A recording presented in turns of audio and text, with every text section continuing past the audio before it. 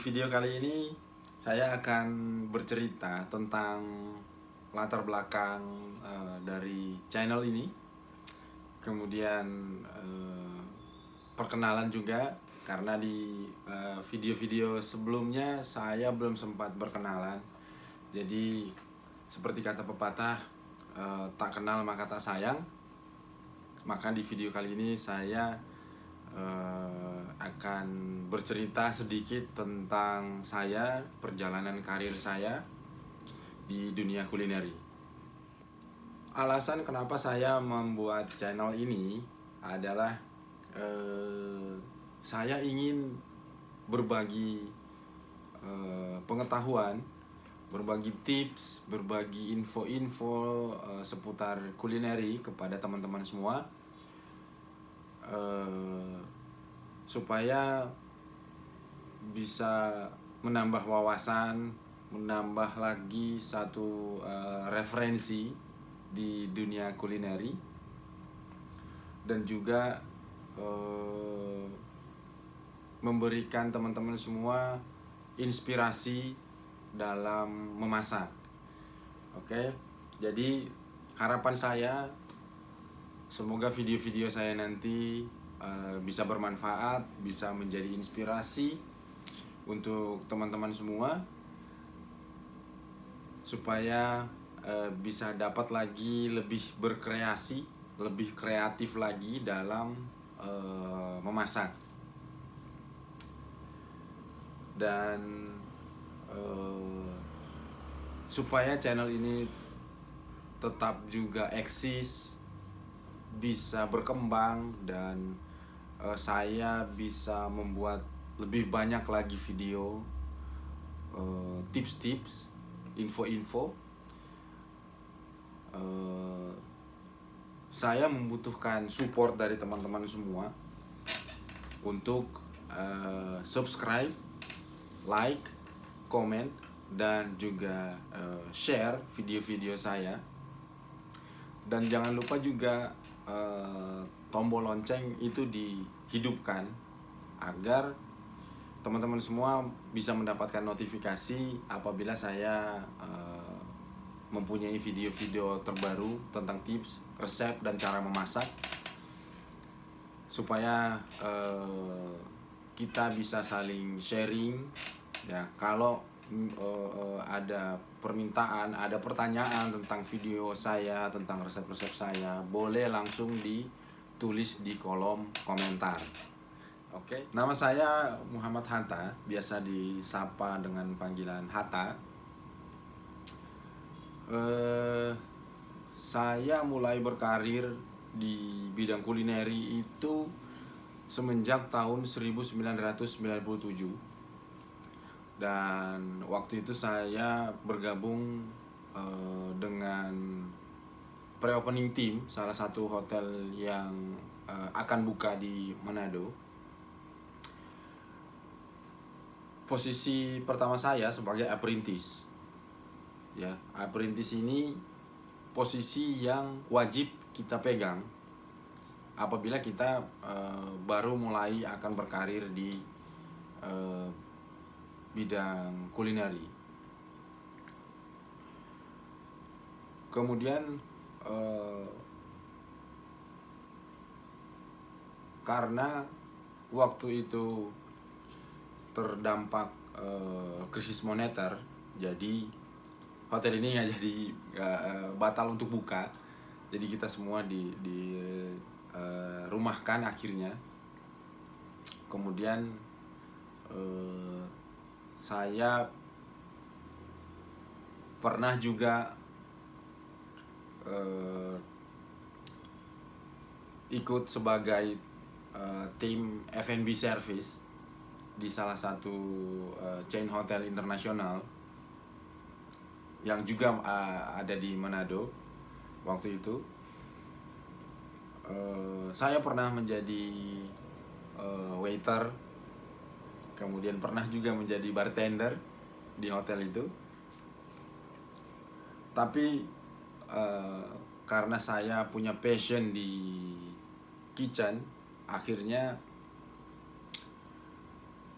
saya mendapat kesempatan lagi untuk masuk ke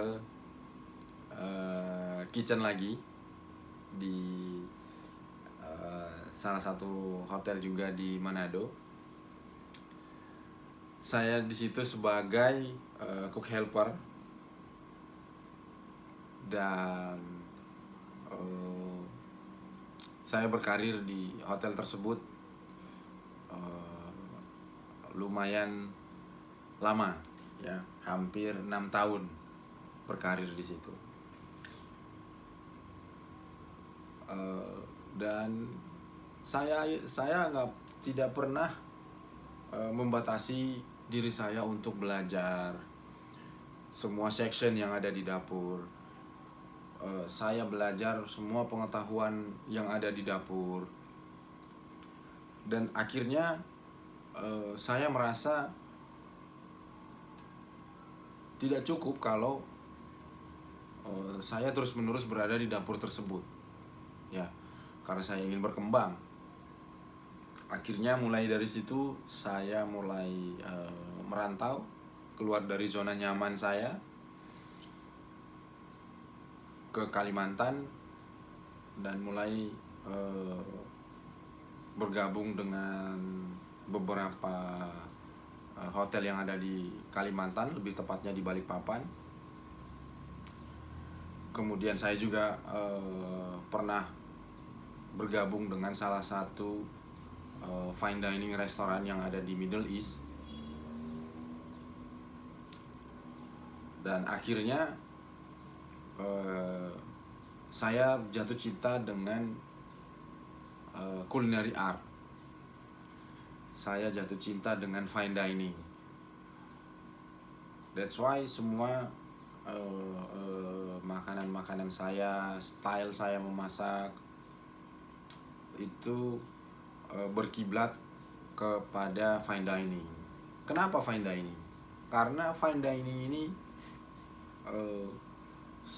selalu mengutamakan kualitas, mengutamakan taste, details, kemudian arts. Jadi memasak itu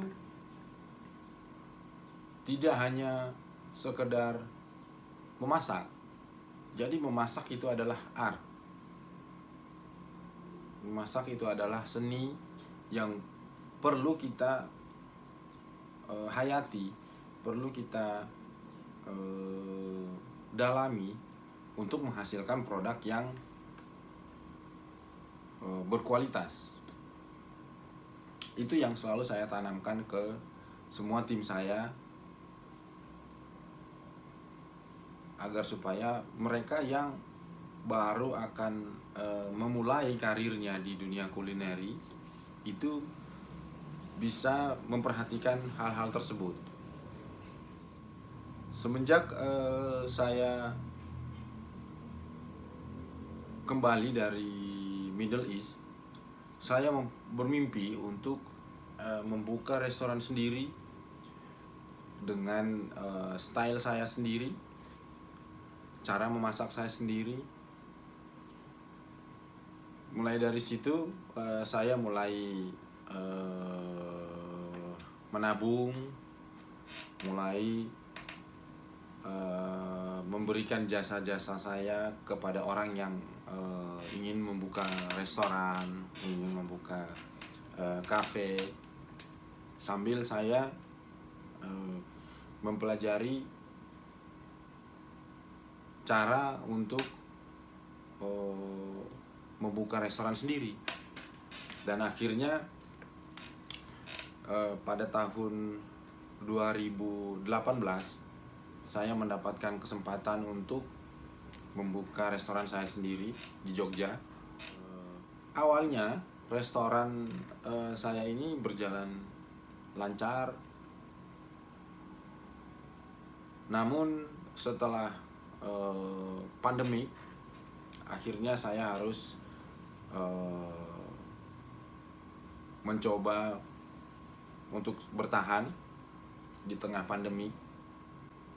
Tapi akhirnya restoran saya ini harus saya tutup. Dan alhamdulillah saat ini saya bertemu dengan partner saya yang sekarang, dan kita sepakat untuk mencoba membuka lagi restoran dengan konsep yang sudah saya pegang. Dan akhirnya sampai hari ini alhamdulillah restoran ini berjalan, dan kita mulai bermain di area molekuler gastronomi. Ya so far respon dari market, dari tamu-tamu kita sangat positif, membuat kita tuh lebih semangat lagi dalam berinovasi, berkreasi untuk memproduce produk-produk yang baru, produk-produk yang bisa membawa experience dalam menikmati hidangan. Dan itu juga yang membuat saya ingin membuat channel ini untuk sharing,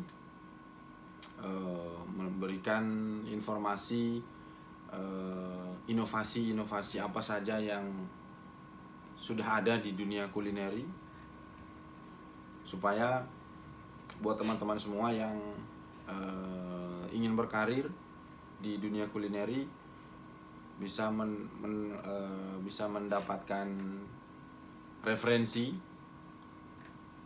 untuk seperti apa kalau kita ingin berkarir di dunia kulineri ini. Jadi teman-teman bisa pantengin terus videonya, dilihat, dipelajari, dan semoga bisa bermanfaat untuk teman-teman semua. Oke, itulah tadi sedikit informasi tentang kenapa saya membuat channel ini.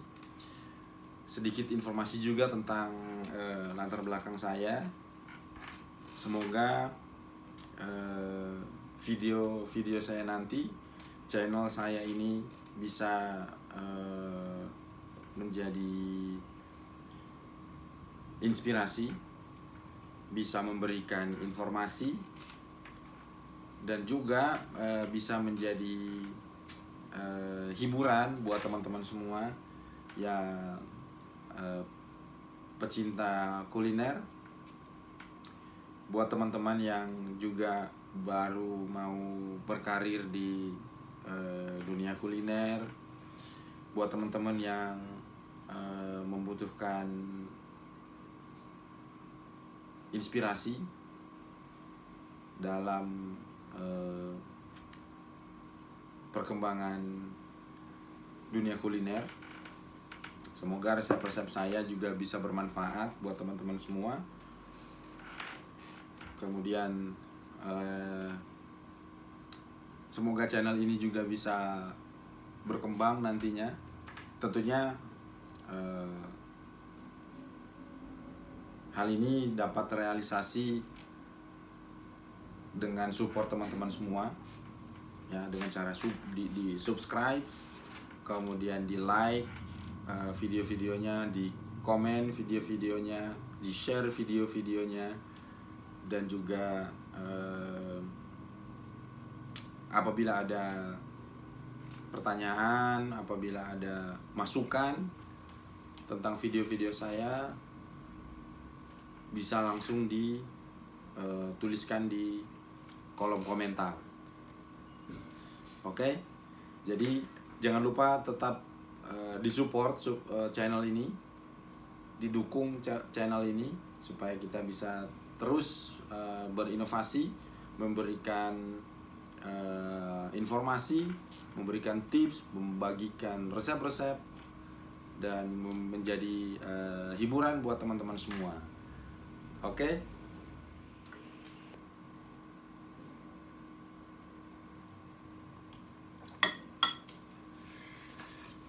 Nah, seperti yang sudah saya sampaikan tadi, saya sekarang sedang menjalankan restoran dengan konsep yang modern, dengan teknik yang bisa dibilang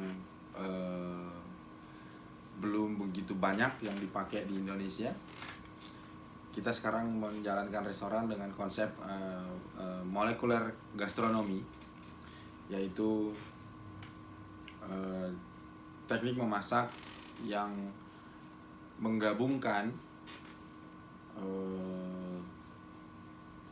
memasak dengan sains. Jadi di situ kita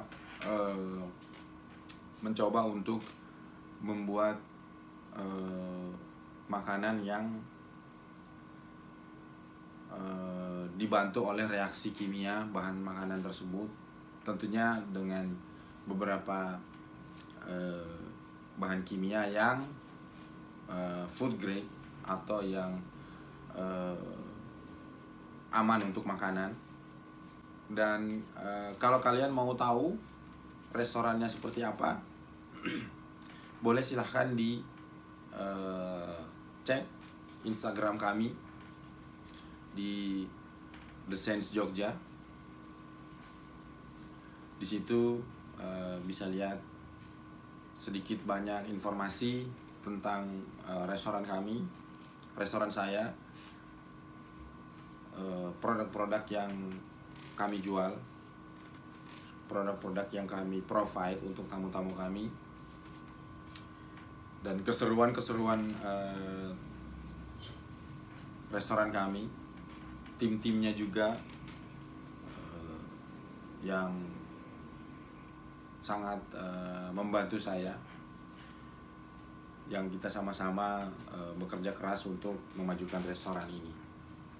Oke, jangan lupa di follow juga Instagram restoran kami di The Sense Jogja, supaya kalian juga bisa terus terupdate dengan kegiatan-kegiatan kami, produk-produk kami yang kami jual di situ. Oke? Dan buat kalian yang mungkin nanti atau sekarang sedang berada di Jogja, lagi liburan di Jogja, boleh juga langsung datang tempatnya, langsung datengin restorannya untuk mencoba makanannya, mencoba experience-nya, mencoba sensasi-sensasi yang kami siapkan untuk kalian. Yang pastinya produk-produk kami itu bukan hanya sekedar membuat kalian kenyang, tapi bisa juga membuat kalian mendapatkan experience yang belum pernah kalian dapatkan di restoran lain. So, jangan ragu untuk mencoba The Sense Jogja, The Sense Kitchen Jogja, ya. Dan saya pastikan kalian akan happy dengan experience yang kami tawarkan. Nah, di video kali ini juga saya akan mengajak kalian untuk ngintip, melihat seperti apa restoran The Sense Kitchen Jogja. Sebentar lagi saya akan berangkat ke restoran dan saya akan mengajak kalian untuk melihat seperti apa restoran The Sense Kitchen Jogja, produk-produk kami, dan saya akan mengajak kalian berkenalan dengan satu persatu tim yang ada di The Sense Jogja. Oke? So, tetap nonton video ini, jangan di skip, jangan di exit, karena saya akan mengajak kalian untuk melihat kegiatan dari The Sense Jogja saat persiapan opening. Oke? So stay tuned.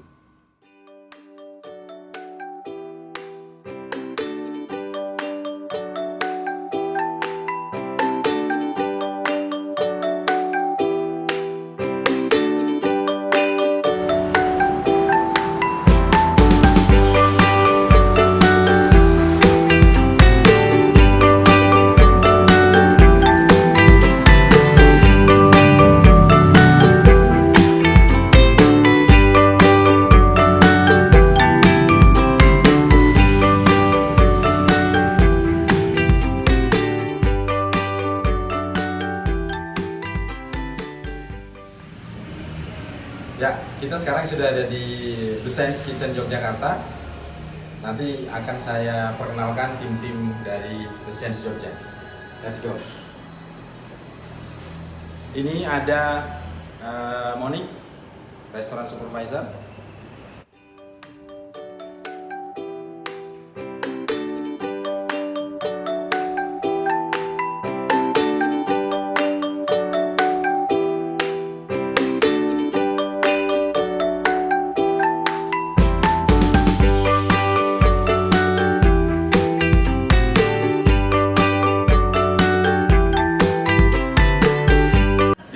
Ada Alka, sous chef.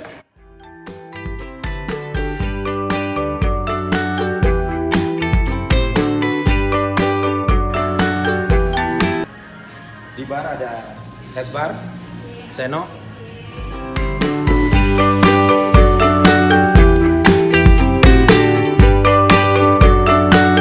Kemudian ada bartender, Haider.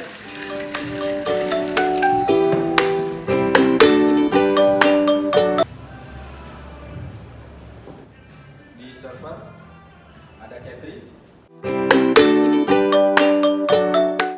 kemudian ada Putri.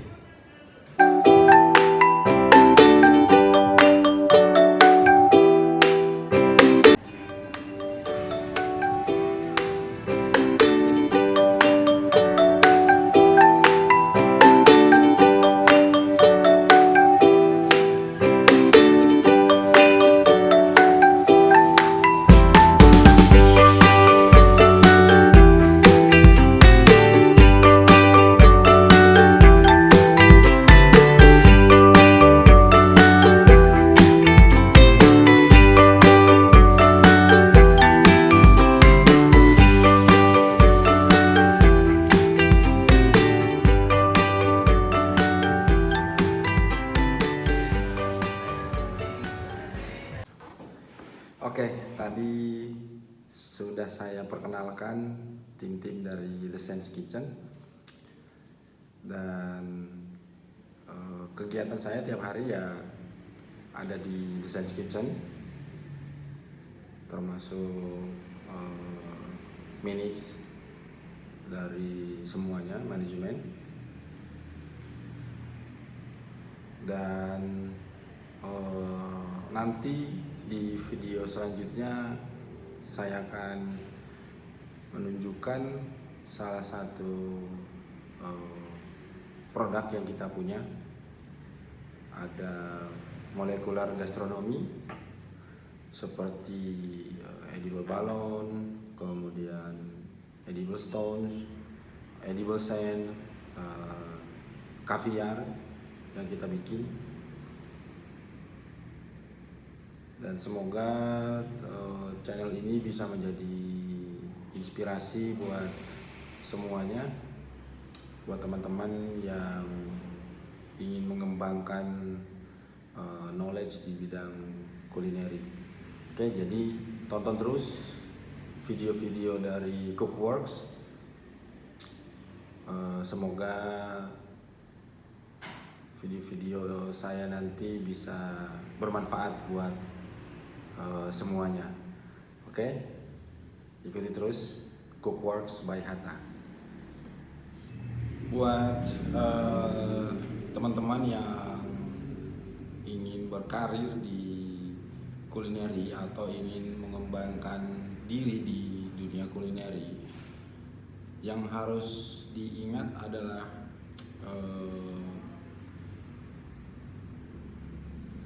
berkarir di kulineri itu tidak segampang atau semulus yang dibayangkan.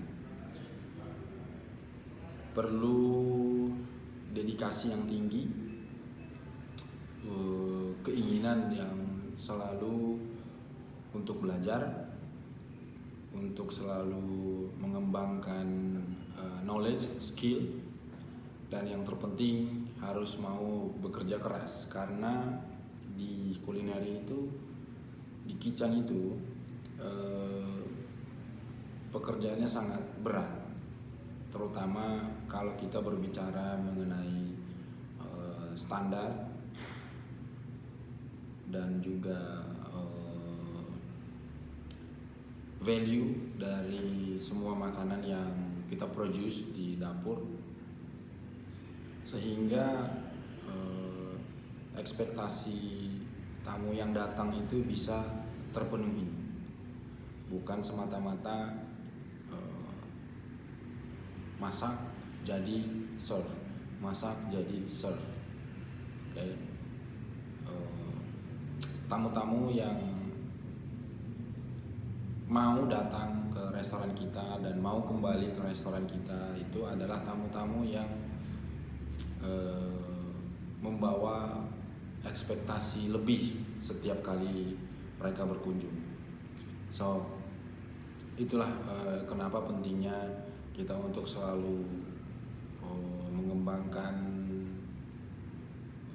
produk, mengembangkan skill, mengembangkan knowledge, sehingga apa yang dinamakan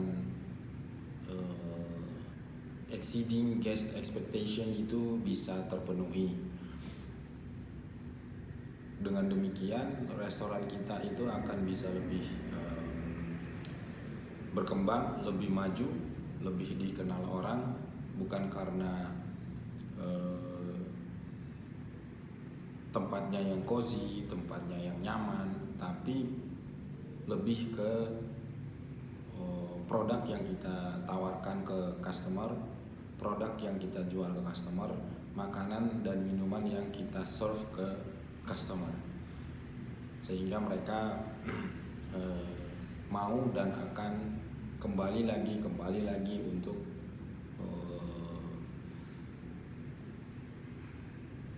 menikmati experience yang ada di restoran kita. Jadi buat teman-teman yang bilang kerja di dapur itu enak, kerja di dapur itu nyaman, belum tentu, karena tergantung, balik lagi ke diri masing-masing. Sekuat apa bisa menghandle tekanan atau permintaan dari tamu, dari atasan, pun dari owner sendiri. Oke. Dan apabila kita sudah bisa menghandle itu semua, kita bisa manage itu semua, barulah bisa dikatakan kerja di dapur itu enak. Oke. Jadi sebelum terjun ke dunia kulineri, sebelum berkarir ke dunia kulineri, itu yang harus dipahami. Dan ada juga beberapa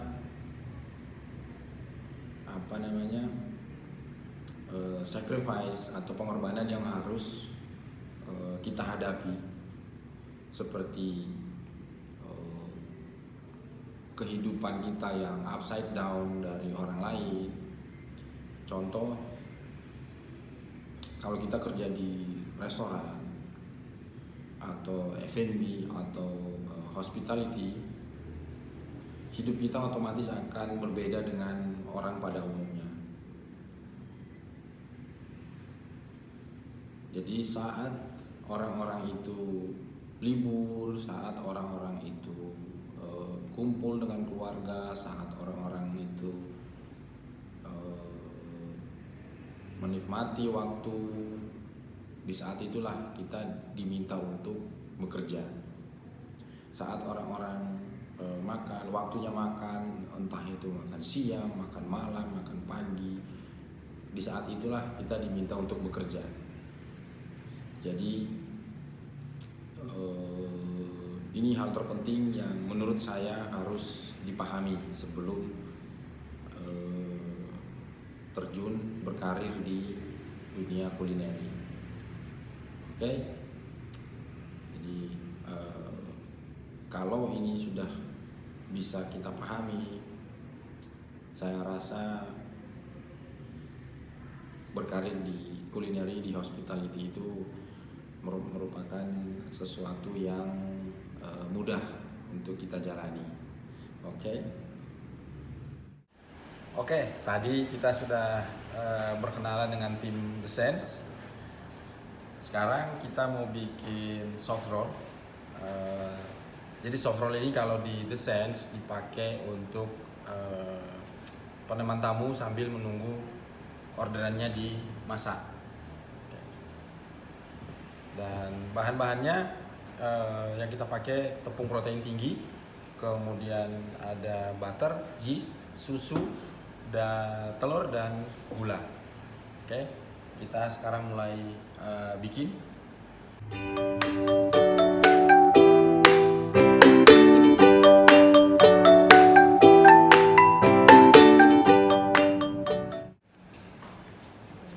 Oke, pertama yang kita masukkan ke dalam bowl, tepung,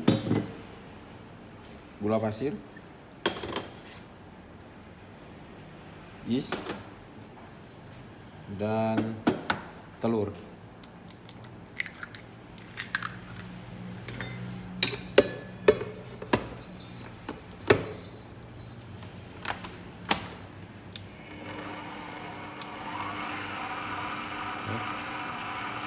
Pertama kita mix dengan low speed dulu sampai bahan krim dan telurnya tercampur rata. Kemudian nanti kita masukkan susu secara 3 batch.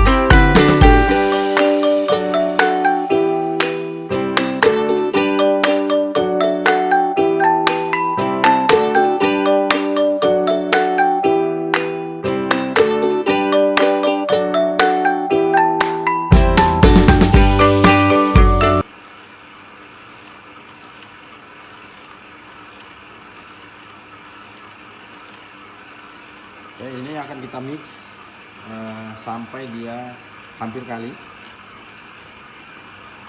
Terus nanti akan kita masukkan butter dan akan lanjut di mix sampai dia kalis.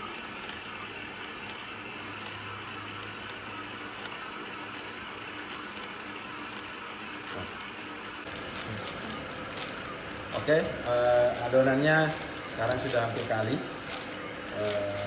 Sekarang kita mau masukkan butter ke dalam ini, terus speednya dinaikin ke medium speed. Oke?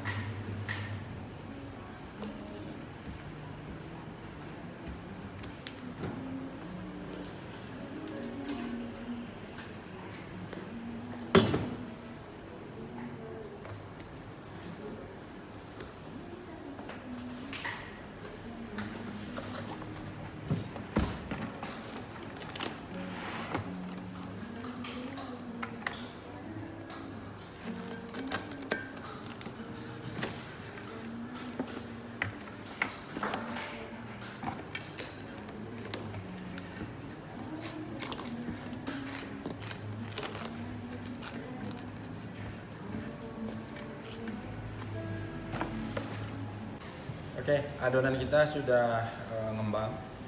Sekarang kita mau porsi, terus kita roll, dan nanti kita akan pakai cetakan paper cup ini. Oke, start. Oke.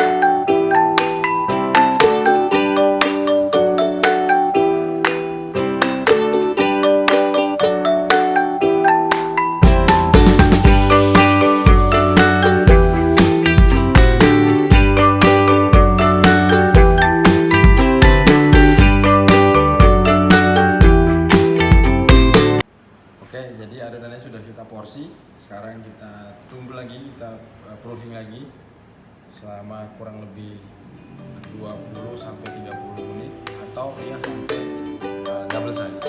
Terus nanti kita over.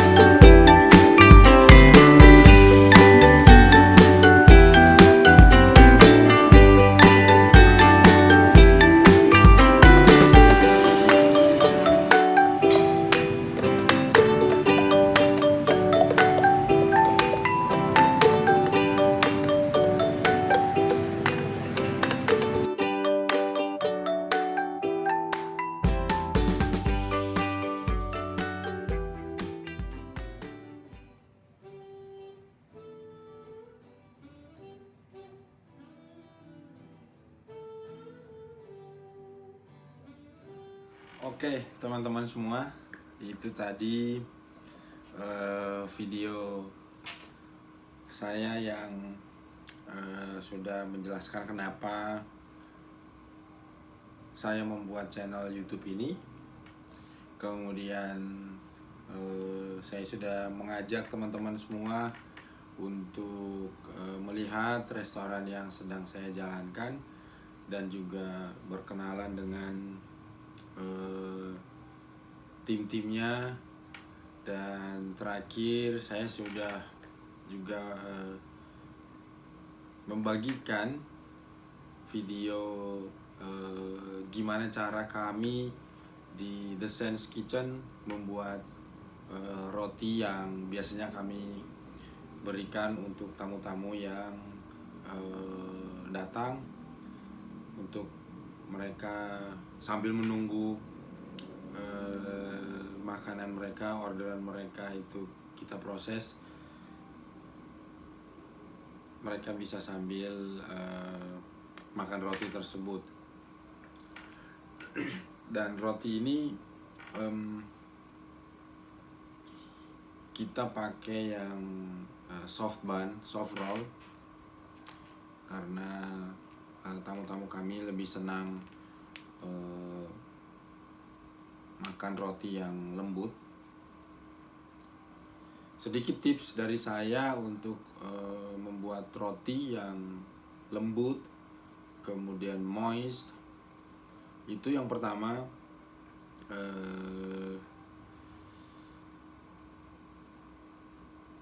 liquid yang digunakan kalau bisa yang dingin atau chilled. Ini berfungsi supaya saat pengadukan yeast itu tidak bekerja atau tidur. Yang kedua, butter itu dimasukkan pada saat adonan tadi hampir kalis. Jadi tidak di awal, karena ini bisa membantu, butter ini bisa membantu untuk menjaga kelembaban dari adonan tersebut. Kemudian yang ketiga, adonan itu kita aduk harus sampai benar-benar kalis, karena kalau kurang kalis itu dia akan menjadi dry, dan terlalu over juga di mix itu dia juga bisa dry juga, dan nanti saat proofing tidak akan maksimal. Kemudian yeast itu akan akan bekerja tapi masih saat di mixing ya. Jadi beberapa hal ini yang harus diperhatikan kalau kita mau membuat roti yang lembut, membuat roti yang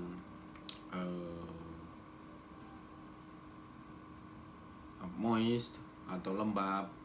Dan roti ini bisa bertahan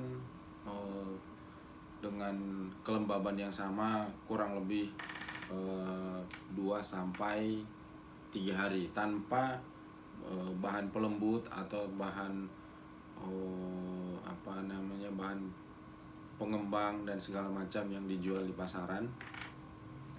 Seperti yang kita bisa lihat tadi, bahan-bahan yang saya pakai itu benar-benar bahan yang dasar, plain, tapi bisa menghasilkan roti yang lembut dan moist.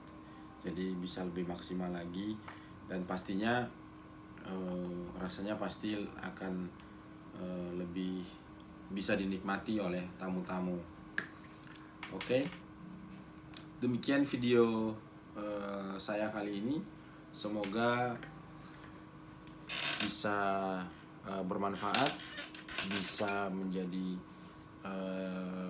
inspirasi atau panduan buat teman-teman yang ingin berkecimpung di dunia kuliner dan juga ingin mengembangkan diri, mengembangkan karir di dunia kuliner, terutama menjadi seorang cook atau seorang chef. Oke, semoga bermanfaat.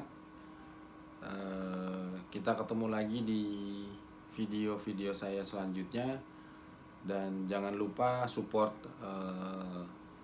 channel ini dengan subscribe, like videonya, di komen videonya. Apabila ada request, ada pertanyaan atau ada masukan untuk perkembangan channel saya ini, bisa langsung tulis di kolom komentar. Oke, sampai ketemu lagi dengan saya, Chef Hatta, di channel yang sama, Cookworks, dengan video-video yang lebih seru, lebih informatif, lebih menghibur. Oke, bye-bye.